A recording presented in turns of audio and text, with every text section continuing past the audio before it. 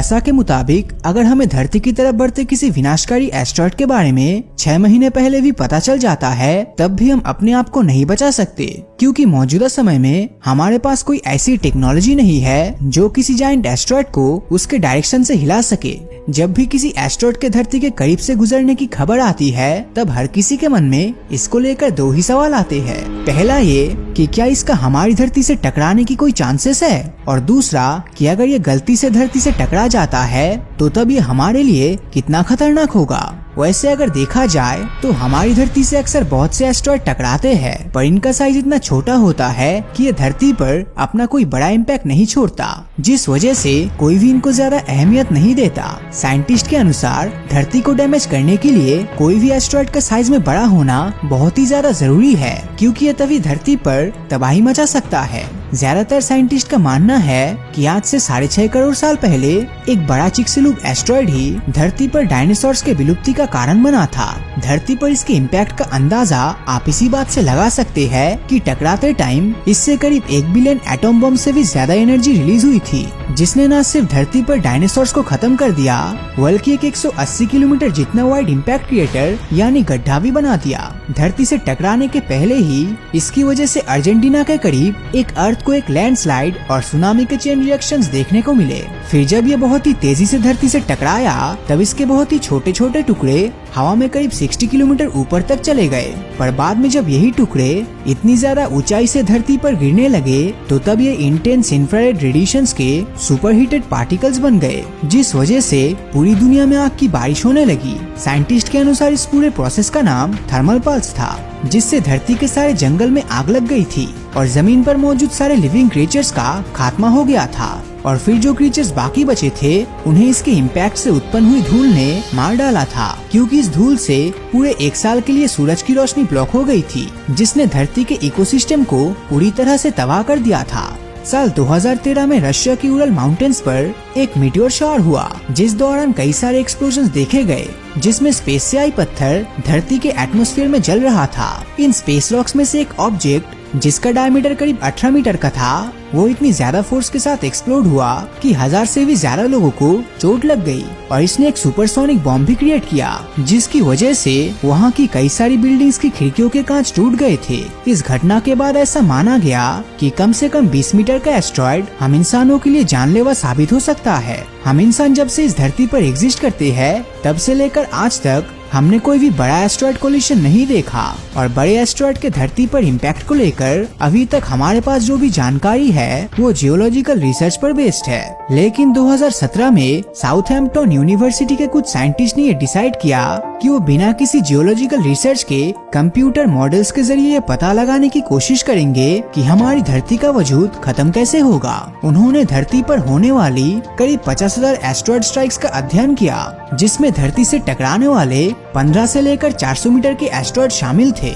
उन्होंने हर एस्टेरॉयड से होने वाली डेथ का परसेंटेज निकाला, जो कि एस्टेरॉयड के इफेक्ट से आने वाली शॉकवेव, हीट, फ्लाइंग डिब्रीज, भूकंप और सुनामी जैसे इवेंट्स की वजह से हुई थी। इस स्टडी के बाद पता चला कि किसी भी एस्टेरॉयड के धरती से टकराने के बाद अगर आपको किसी चीज की चिंता करनी चाहिए तो वो हवा और शॉकवेव्स है, क्योंकि 60% लोगों की मौत एस्टेरॉयड की इसी इफेक्ट की वजह से होता है। इस स्टडी में ये भी पता चला करीब 400 मीटर का एक एस्टेरॉयड कम से कम 3 लाख लोगों की जान ले सकती है। अभी तक हम इंसान जिस सबसे बड़े एस्टेरॉयड के बारे में जानते हैं उसका नाम सीरीस है, जिसकी डायमीटर करीब 975 किलोमीटर है। इसके अलावा भी हमें कुल 9 और ऐसे एस्टेरॉयड के बारे में मालूम है जो 250 किलोमीटर से भी ज्यादा वाइड है। अगर इनमें से कोई भी एस्टेरॉयड धरती से टकराता है, तब हमारी ये दुनिया पूरी तरह से खत्म हो जाएगी। हालांकि साइंटिस्ट का तो ऐसा भी मानना है कि इस दुनिया से इंसानों को खत्म करने के लिए महज 1 किलोमीटर का एस्टेरॉयड ही काफी है। नासा के मुताबिक धरती से रोजाना करीब 100 टन से भी ज्यादा डस्ट और पार्टिकल्स टकराता है, जो धरती के एटमॉस्फेयर में एंटर करने से पहले ही जल जाता है। साल में सिर्फ एक बार ही ऐसा होता है जब कोई कार के साइज का एस्टेरॉयड हमारी धरती से टकराता है, पर धरती का एटमॉस्फेयर इसे भी जला देता है। इसी तरह हर 2000 साल में एक बार फुटबॉल फील्ड के जितना बड़ा एस्ट्रॉयड धरती से टकराता है, जो धरती के सिर्फ एक पर्टिकुलर जगह पर डैमेज करता है।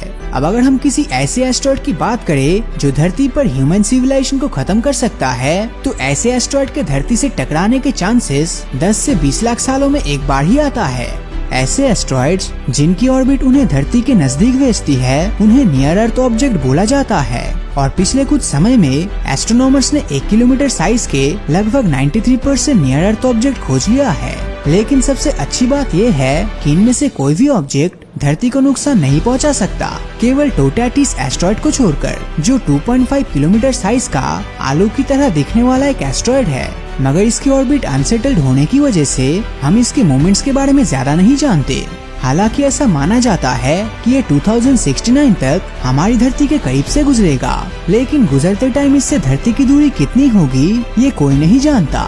जब बात 100 मीटर से भी बड़े एस्ट्रॉयड की होती है, तब हाल ही में इंफ्रारेड टेलीस्कोप की मदद से ऐसे करीब 15,000 एस्ट्रॉयड्स खोजे गए हैं, जिन्हें आइडेंटिफाई करना भी बाकी है। लेकिन रशिया के एस्ट्रॉयड की तरह अगर कोई दूसरे एस्ट्रॉयड की बात की जाए तो इनकी संख्या लाखों में है, जो हमारे लिए खतरा बन सकता है। अभी हमारे पास ऐसी कोई टेक्नोलॉजी नहीं है जिससे हम इन एस्ट्रॉयड से बच सके। साथ ही नासा का तो ये भी कहना है कि अगर हमें 6 महीने पहले भी किसी एस्ट्रॉयड के टकराने की वार्निंग मिल जाती है, तब भी हम उसका कुछ नहीं कर सकते। अभी आप सोच रहे होंगे कि क्या कोई न्यूक्लियर वेपन एस्ट्रॉयड को नहीं रोक सकता? वेल, ये एस्ट्रॉयड को तो रोक नहीं सकता, पर उसके टुकड़े जरूर कर सकता है। लेकिन ये टुकड़े भी हमारे लिए विनाशकारी साबित हो सकता है। इसीलिए अब साइंटिस्ट एक एस्ट्रॉयड डिफेंस सिस्टम तैयार करने के बारे में सोच रहे हैं। पर ये भी कहीं से हमारी मदद करते हुए दिखाई नहीं देता, क्योंकि हम किसी एस्ट्रॉयड को तभी डिस्ट्रॉय कर सकते हैं जब वो हमें धरती की तरफ आते हुए दिखाई दे। पर इसके लिए हमारे टेलीस्कोप का उसकी तरफ पॉइंटेड होना जरूरी है। अब ये सुनने के बाद अगर आपको डर लग रहा है तो घबराइए मत, क्योंकि आपके लाइफ टाइम में किसी भी बड़े एस्ट्रॉयड की धरती से टकराने की संभावना लगभग ना के बराबर है। तो आपको क्या लगता है, क्या भविष्य में चिक्सुलुब इम्पैक्टर एस्ट्रॉयड की तरह कोई और एस्ट्रॉयड हमारी धरती से टकरा सकता है? अपनी राय नीचे कमेंट करके जरूर बताएं। और अगर ये वीडियो आपको अच्छा लगा हो तो इस वीडियो को लाइक और अपने दोस्तों के साथ शेयर करना मत भूलना। और जिन लोगों ने अभी तक हमारे फेसबुक पेज को फॉलो नहीं किया है, वो वीडियो के ऊपर दी गए फॉलो बटन को क्लिक कर दीजिए, ताकि जब भी कोई नया वीडियो अपलोड होगा उसका नोटिफिकेशन आप तक सबसे पहले पहुंचेगा। तो मिलता हूँ आपसे अगले वीडियो में, और हमेशा की तरह थैंक्स फॉर वॉचिंग।